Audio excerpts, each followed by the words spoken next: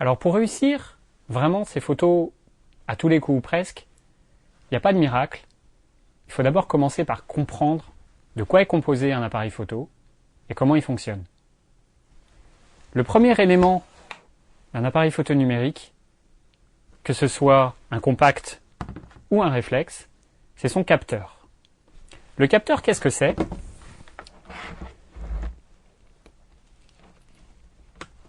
C'est un élément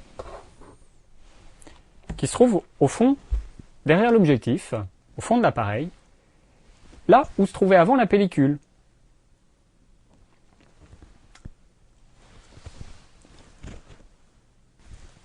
Le capteur, c'est le point clé, c'est l'élément central de l'appareil photo numérique parce que c'est lui qui va former l'image. C'est pour ça aussi que depuis quelques années, on assiste à une course autour du capteur au niveau de sa résolution. La résolution, c'est le nombre de mégapixels. C'est la quantité de petits points qui composeront l'image au final. On est passé, pour les premiers appareils, de 0, quelque chose mégapixels à 1, 2, 3, 4, 5, 6, 8, 10, 12, 15, et jusqu'où on ira. Je vais casser un mythe, soyons clairs, ça n'a strictement aucun intérêt. Je suis sérieux, je sais, vous l'avez entendu tout autour de vous. Peut-être que quand vous êtes allé faire un tour dans un magasin d'appareils photo, vous avez laissé traîner votre oreille. Moi, en tout cas, je l'ai fait. Et j'ai entendu des vendeurs dire « Ah oui, cet appareil photo, il est beaucoup mieux que l'autre. Il fait 12 mégapixels, l'autre n'en a que 8. Prenez celui qui est à 12. » Sincèrement, ça n'a aucun intérêt. Pourquoi ? Parce que sur les appareils photo de ce type, sur les compacts, le capteur fait toujours la même taille, physiquement. Il fait quelques millimètres de large par un peu moins de millimètres de haut. Et c'est sur cette petite surface qu'on va caser nos millions de pixels. Je vais essayer de ne pas être trop technique, mais notre capteur, il reçoit une certaine quantité de lumière, la lumière de ce que vous êtes en train de photographier, et il la concentre sur cette petite zone. Donc, dans tous les cas, il va y avoir la même quantité de lumière qui atterrit sur une zone de même surface. Jusque-là, ça paraît classique. Et assez simple. Plus vous mettez de pixels sur une même surface, plus ils vont être petits. Ce qui veut dire que chaque pixel recevra moins de lumière. Du coup, chaque pixel, finalement, fera une petite portion d'image de moins bonne qualité parce qu'il aura reçu moins de lumière. Donc d'un côté, vous avez peu de gros pixels, par exemple dans le cas d'un appareil à 4 ou 5 mégapixels, puis à côté, vous avez plus de petits pixels qui reçoivent moins de lumière, dans le cas des appareils à 10, 12 et je ne sais combien de mégapixels. On va avoir dans les prochaines années. Du coup, ce qu'on gagne d'un côté, genre une image plus fine car les pixels sont plus petits, on la perd de l'autre parce que les pixels sont de moins bonne qualité. Donc sincèrement, si jamais vous entendez encore quelqu'un qui vous dit « cet appareil photo est meilleur parce qu'il a plus de mégapixels que celui-là, qui en a moins », c'est faux. Il y a probablement des tas d'autres arguments, peut-être qu'il a un meilleur objectif, un meilleur flash, ou des tas d'autres choses qui font qu'il est peut-être meilleur, mais c'est pas en raison du nombre de mégapixels.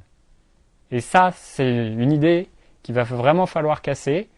C'est pas simple, c'est malheureusement l'argument marketing de la majorité des vendeurs, et que ce soit Canon, Nikon, Olympus, tous utilisent cette notion de mégapixels pour faire croire que l'appareil photo est meilleur. C'est pas le cas. Il y a un deuxième point, une deuxième raison pour laquelle plus de mégapixels ne veut pas dire image de meilleure qualité. C'est tout simplement parce que, comme je vous l'expliquais tout à l'heure, notre capteur numérique, il est derrière un objectif. Et la qualité de l'objectif, elle a une très grande importance. Probablement bien plus importante que le capteur derrière. Du coup, si vous mettez un objectif de mauvaise qualité, qualité moyenne, et que derrière vous mettez un capteur avec des tas de mégapixels, ça n'a aucun intérêt puisque votre objectif qui est devant sera le facteur limitant. On imagine la lumière, elle rentre dans l'objectif, elle est filtrée, elle est déviée parce que l'objectif n'est pas idéal. Derrière, vous mettez n'importe quel capteur, ça fera une image moyenne, qu'il ait 2 ou 10 mégapixels, ça ne changera pas forcément grand-chose. C'est une des raisons, par exemple, pour lesquelles dans les téléphones portables, on a beau avoir des capteurs de 5 mégapixels, quand on a derrière un objectif de cette taille-là, tout petit et limite en plastique, avec de la poussière parce que l'appareil traîne dans une poche, les photos, elles sont pas top, même s'il fait 3 ou 4 ou 5 mégapixels. La dernière raison pour laquelle la course aux mégapixels n'a que peu d'intérêt, c'est le fait que vous faites quoi de vos photos. Je ne sais pas pour vous, mais moi en tout cas, plus ça va, moins je fais de tirage papier.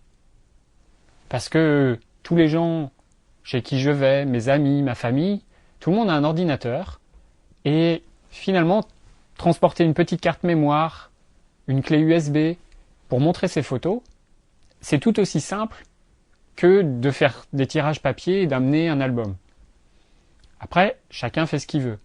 Toujours est-il que sur un écran, même un très grand écran comme celui-là, on a 3 mégapixels à tout casser.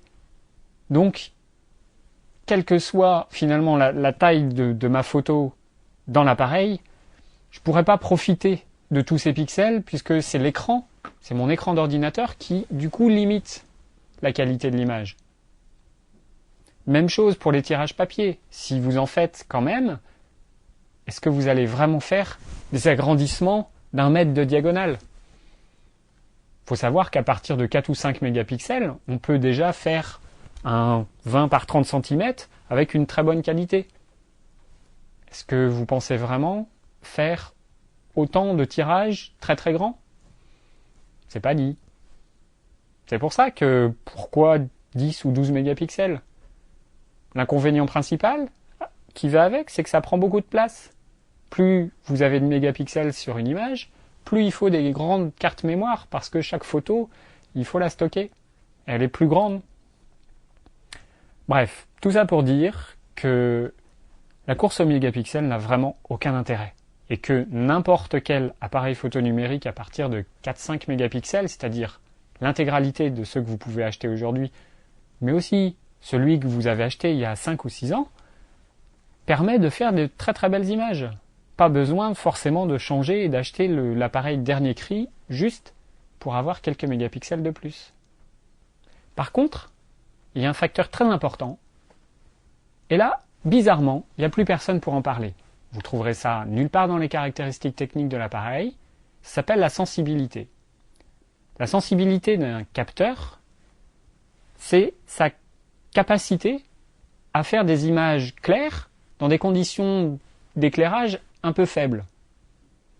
On parle souvent d'ISO et de la possibilité d'un appareil de varier entre 100, 200, 400, 800, 1600 et encore plus d'ISO.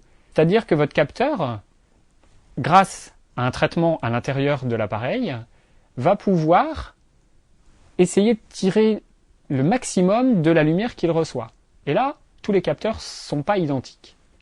Et ça, comme je vous le disais, malheureusement, personne n'en parle vraiment. En tout cas, pas les constructeurs, pas les fabricants. La seule solution pour voir ça, c'est d'aller sur des sites qui testent des appareils photo régulièrement. Je pense à dpreview.com. Je vous mets l'adresse. Ce site, qui teste donc pas mal d'appareils photo, vous permet de constater que dans certaines conditions de luminosité, tous les appareils ne se valent pas. Et donc que peut-être tel appareil photo avec seulement 8 mégapixels, finalement en faible lumière, quand par exemple vous voulez faire des photos en intérieur sans flash, finalement il s'en sort mieux que tel autre à 12 mégapixels. Et ça, c'est un facteur qui me semble beaucoup plus intéressant à prendre en compte, et malheureusement on n'en parle pas assez. Allez, assez parlé du capteur, finalement ça n'a pas tellement d'importance dans l'appareil photo numérique. On va du coup s'intéresser à ces fameux éléments importants dans la leçon suivante.